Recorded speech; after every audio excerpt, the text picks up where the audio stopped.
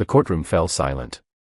Marcus, a 29-year-old teacher, stood chained at the wrists, his eyes filled with disbelief. His lawyer had failed him, his family cried from the back, and Judge Reynolds, a man known for his stern hand, looked down from the bench with disappointment. The evidence was thin, the witnesses uncertain, yet the jury's decision was final. 60 years, the judge said, his voice cold. Marcus felt his world collapse. He hadn't stolen anything, he hadn't hurt anyone. But prejudice spoke louder than proof. As the guards led him away, Marcus whispered to himself, "One day, the truth will find its way." And little did he know, the man who just sentenced him was about to face a truth of his own. Days turned into weeks behind bars. Marcus kept his head down, his heart anchored in faith. He spent hours in the prison library, reading about law, justice, and forgiveness. One night, while flipping through an old case file, he noticed something strange. The signature of the officer who arrested him matched another case that had been overturned due to false evidence. He felt his pulse quicken. Meanwhile, Judge Reynolds couldn't sleep. His mind replayed Marcus's face, not angry, but heartbroken. For the first time in years, the judge felt doubt creeping in. He tried to brush it off, but guilt had a way of echoing louder in silence. Months later, fate brought an unexpected turn. Judge Reynolds' own son, Ethan, was arrested, accused of a robbery he didn't commit. The judge, once proud and confident, now sat helpless in the same courtroom where he once judged others. When he looked into his son's eyes, he saw the same fear Marcus had. Desperation replaced arrogance. He began to understand what it felt like to be powerless against the system he once defended.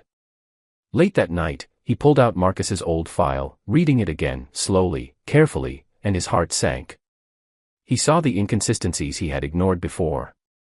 The truth was beginning to whisper to him, and it demanded to be heard. Driven by guilt and determination, Judge Reynolds reopened the case privately. He met with the original detective, who was now retired and living quietly out of town. Over coffee, Reynolds asked questions, and the detective's trembling hand said it all. Orders came from above, he confessed. They needed someone to blame, and Marcus was just easy to accuse. The judge's chest tightened.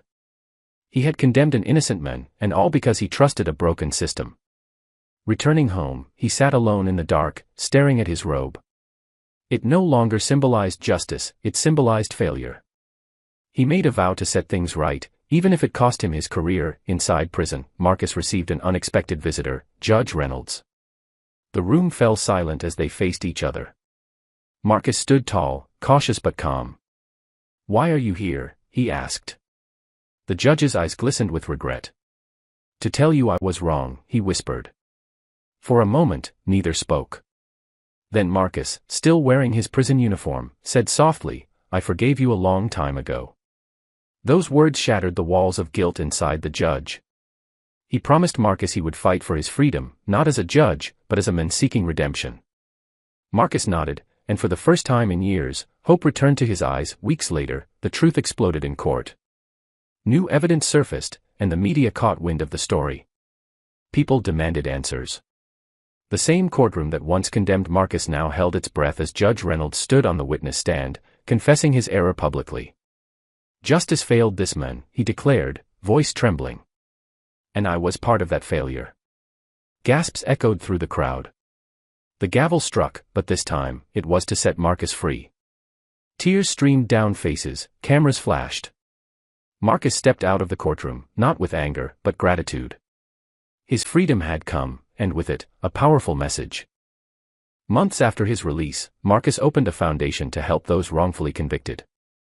Judge Reynolds resigned from his position and joined the foundation, dedicating his remaining years to fighting the same injustice he once represented. They stood together at a press conference, two men from opposite sides of the system, now united by truth. "Redemption," Marcus said, "isn't about erasing the past, it's about learning from it." The crowd applauded as the camera faded out. The story of a man wrongly sentenced had become a story of forgiveness, change, and the power of justice finally done.